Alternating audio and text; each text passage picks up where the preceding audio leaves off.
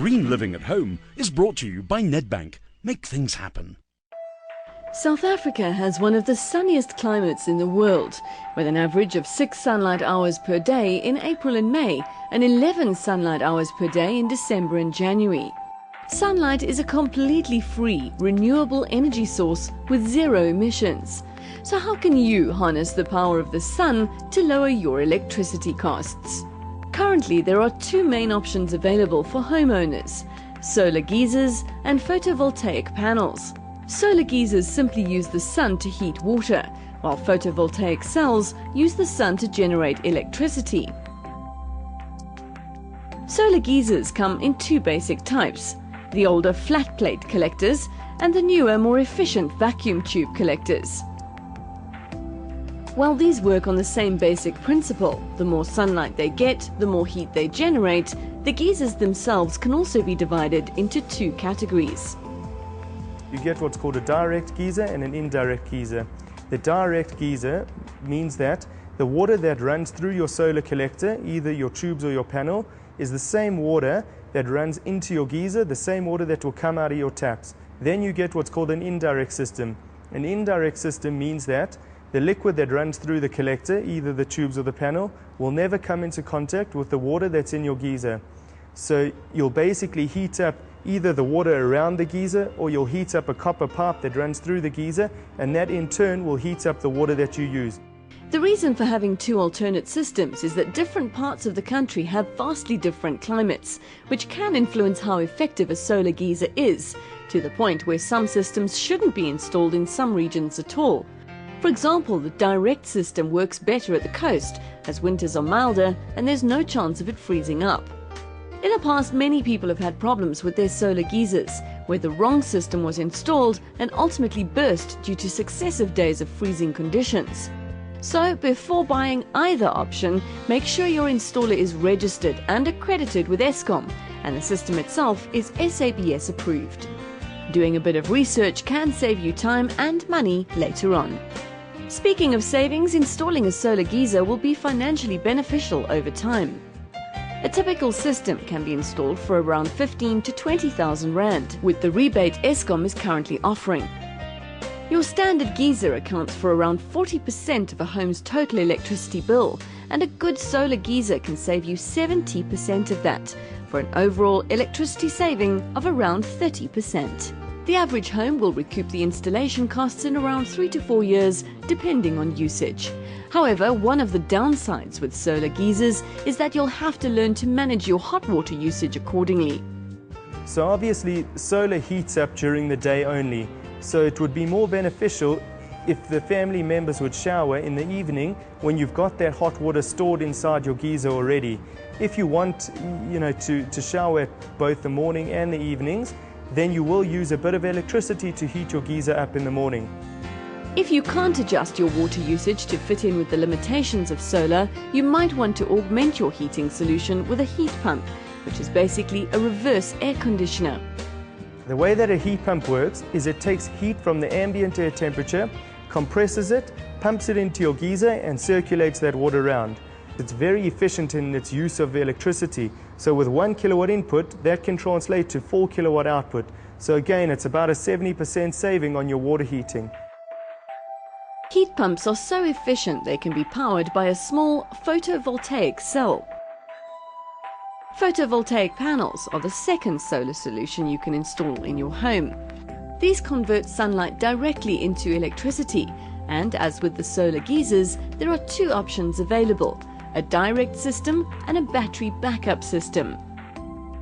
In essence, the difference between the battery backup system and the direct grid tie-in system is that the battery backup system provides the client or the end user with backup power as well, whereas the direct grid tie-in system offers energy saving while the grid is on.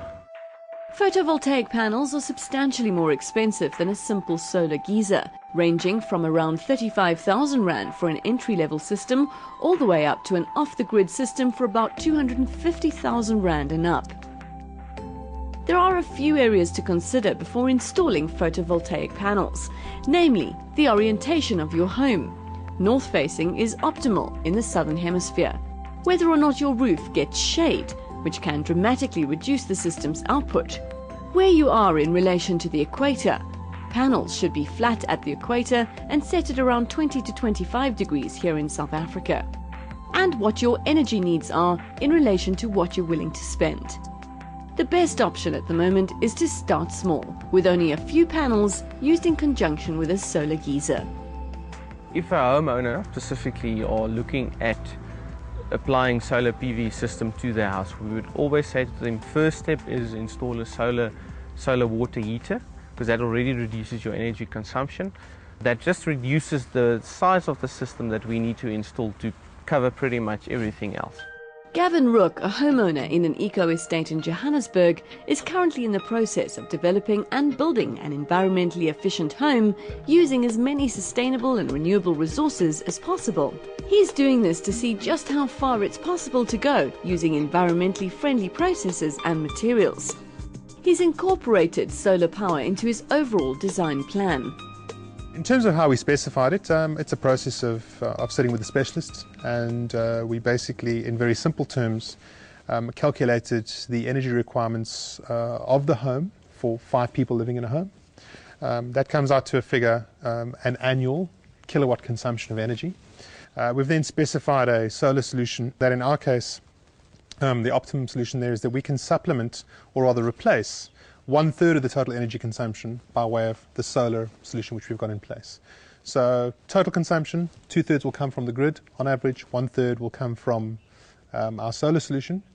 And if one looks at the total cost of that, our saving, in other words, what we don't consume on energy by way of that 1/3 saving, pays off our solution within a 5-year period.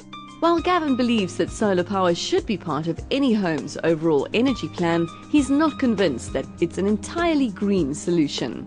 I think a lot of people don't fully understand the broader cost of solar, and I mean the cost in terms of not only the financial outlay, but also the cost of the materials that go into producing a formidable solar solution. So, the sustainable costs, and I use that term by way of saying that if one is going to, for example, create a set of batteries that retain the energy that you're going to be, harvesting from the sun, there is a cost to those materials, okay? And they have they certainly don't come from a sustainable source. So I tend to kind of look at solar in a slightly different perspective, and I say don't think of solar right now as a sustainable or purely a green solution. Rather think of it as a supplementary solution. And what you then do is you should look at a home, gauge the energy consumption that home will consume. In other words, what will it require in terms of energy? And then it's a process of balancing off energy that you need to consume off the grid with energy that you can supplement by way of solar.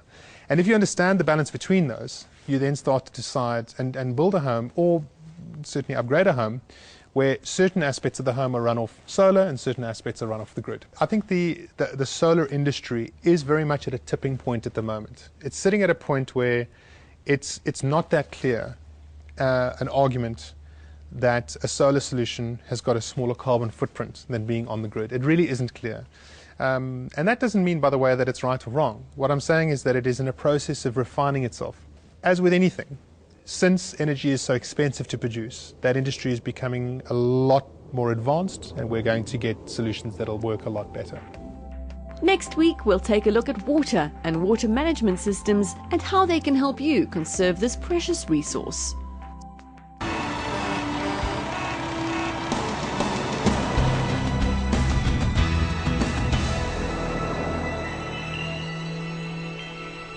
Green Living at Home was brought to you by Nedbank.